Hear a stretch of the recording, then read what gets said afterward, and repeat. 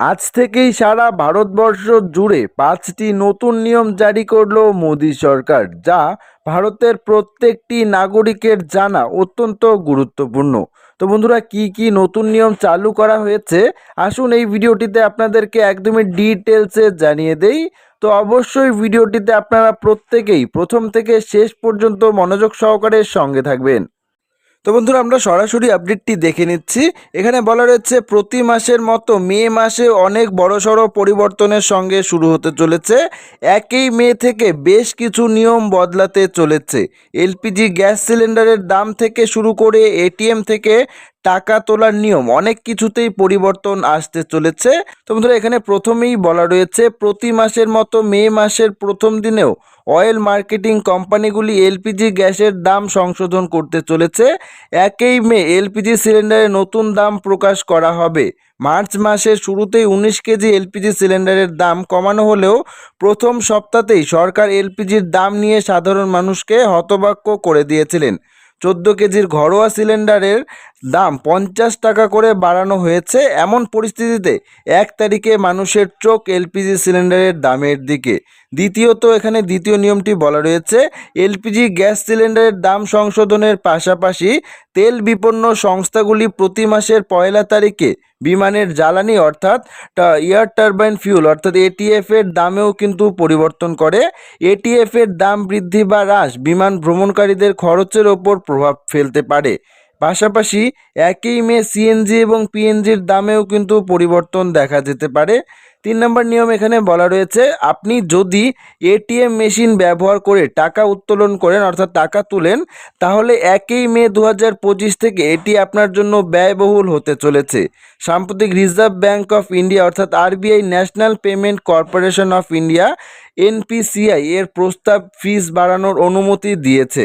এমন পরিস্থিতিতে প্রতি মাসের প্রথম তারিখ থেকে যদি গ্রাহকরা তাদের হোম বা ব্যাংক এটিএম এর পরিবর্তে অন্য নেটওয়ার্ক ব্যাংকের এটিএম থেকে টাকা উত্তোলন করে, তাহলে তাদের প্রতি লেনদেনের জন্য 17 টাকা পরিবর্তে 19 টাকা কিন্তু চার্জ দিতে হবে। এছাড়াও অন্য কোনো ব্যাংকের এটিএম থেকে আপনার ব্যালেন্স চেক করলে 6 টাকার পরিবর্তে কিন্তু আপনাদের 60 টাকা ফিস নেওয়া হবে এখন থেকে।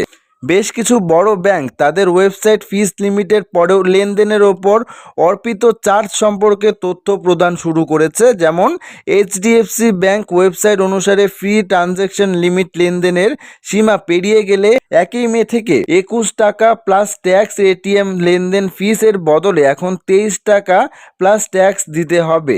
একই সময় পিএনবি এবং ইন্ডাস্ট্রিয়াল ব্যাংক এটিএম এর থেকে নগদ উত্তোলনের ওপর 23 টাকা করে কিন্তু চার্জ কাটা হবে। 4 নম্বর নিয়ম এখানে বলা রয়েছে 1 মে থেকে কার্যকর হতে যাওয়া চতুর্থ পরিবর্তনটি ভারতীয় রেলওয়ের সঙ্গে সম্পর্কিত। আসলে রেলওয়ে টিকিট বুকিংয়ের নিয়ম পরিবর্তন আনা হয়েছে। এখন থেকে কেবল জেনারেল কামরাতেই ওয়েটিং টিকিট বৈধ বলে বিবেচিত হবে। অর্থাৎ আপনি ওয়েটিং টিকিট নিয়ে স্লিপার কোচে ভ্রমণ করতে পারবেন না। অগ্রিম রিজার্ভেশনের সময়কাল এখন 120 দিন থেকে কমিয়ে 60 দিন কিন্তু করা হয়েছে।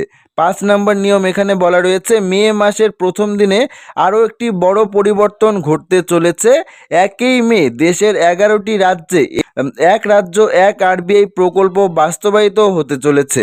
এর আওতায় প্রতিটি রাজ্যের সমস্ত আঞ্চলিক গ্রামীণ ব্যাংকগুলিকে একত্রিত করে একটি বৃহৎ ব্যাংক গঠন করা হবে। এর ফলে ব্যাংকিং পরিষেবা আরও উন্নত হবে এবং গ্রাহকরা আগের চেয়ে আরও বেশি সুবিধা পেতে সক্ষম হবে। এই পরিবর্তনগুলি উত্তরপ্রদেশ, অন্ধ্রপ্রদেশ, গুজরাট, মধ্যপ্রদেশ সহ অন্যান্য রাজ্যেও কিন্তু বাস্তবায়িত হতে পারে। তো বন্ধুরা, এই নতুন 5টি নিয়ম কিন্তু আজ থেকেই সারা ভারতবর্ষ জুড়ে চালু হচ্ছে, যা প্রতিটি ভারতবাসীকেই কিন্তু মানতে হবে। তো আশা করছি ভিডিওটি সবারই ভালো লেগেছে। ভিডিওটি এখানেই শেষ করছি। দেখা হচ্ছে পরবর্তী একটি ভিডিওতে। ধন্যবাদ।